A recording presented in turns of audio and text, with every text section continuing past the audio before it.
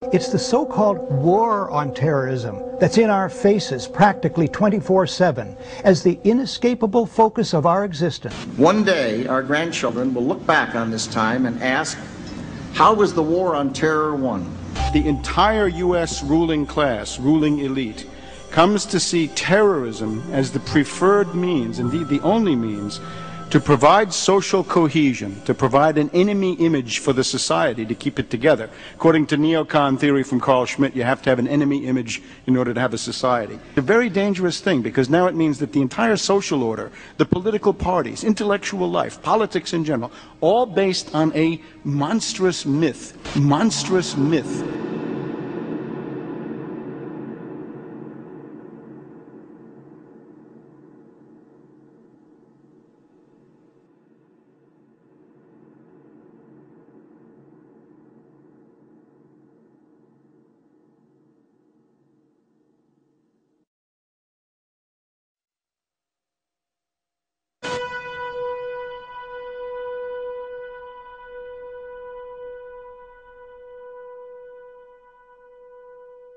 Look, the CIA has done in this country, what they've done to us is unbelievable. Look at the terrorist acts that have occurred. The CIA behind most, if not all of them. We had the Marine barracks. We had our embassy in Kenya. We had Pan Am 103. We had the USS Cole. We had Oklahoma City. We had the World Trade Center in 1993. That helped the terrorists blow up the World Trade Center the first time.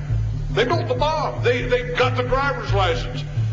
The informant, the FBI informant, a fellow named Salam, a 43-year-old former Egyptian army officer, he was given the assignment to put the bomb together. And he went to his supervisor, his FBI supervisor, and said, we're going to put a dummy bomb in here, right? And the FBI supervisor said, no, we're going to put a real bomb. The FBI actually carried out the attack on the World Trade Center in 1993.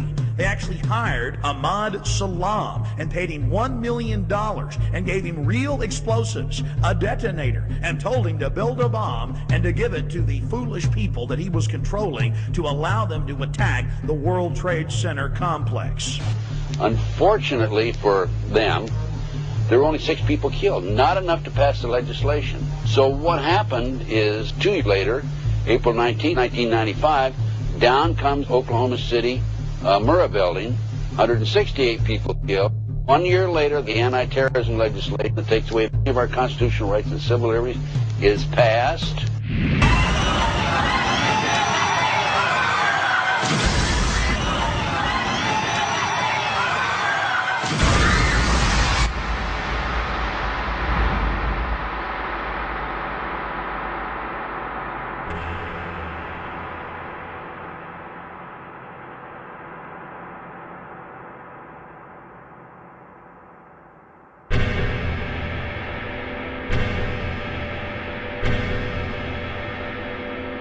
Because at 9:30 this morning, we were actually running an exercise for over a company of 1,000 people in London, based on simultaneous bombs going off precisely at the railway stations that happened this morning.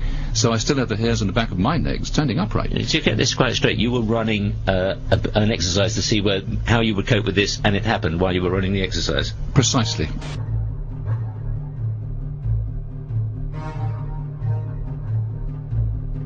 Supposed to believe is some kind of coincidence, there was also an anti-terrorist drill going on 7/7, and again, just like 9/11, they were talking about attacks on the same targets, the same kind of tube stations, and exactly the same time as the actual attack happened, providing some kind of cover for what must be operations orchestrated in some way by the state.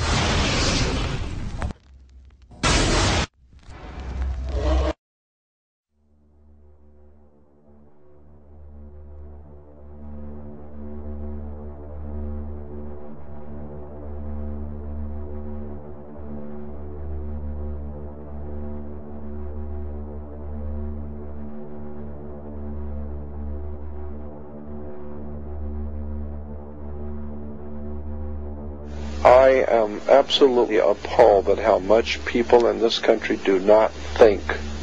We are given to understand that an Arabic guy out there up in the mountains financed the most elaborate attack on this country. Do you think some people in a cave, were able to have NORAD stand down? Do you think that people in a cave were able to have all of this happen?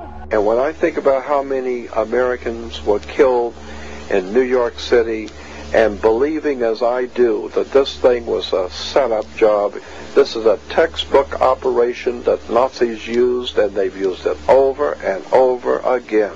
America has been suckered in one more time. I don't have to tell you things are bad. Everybody knows things are bad. The dollar buys a nickel's worth.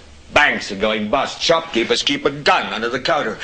Punks are running wild in the street, and there's nobody anywhere who seems to know what to do, and there's no end to it. We know the air is unfit to breathe, and our food is unfit to eat.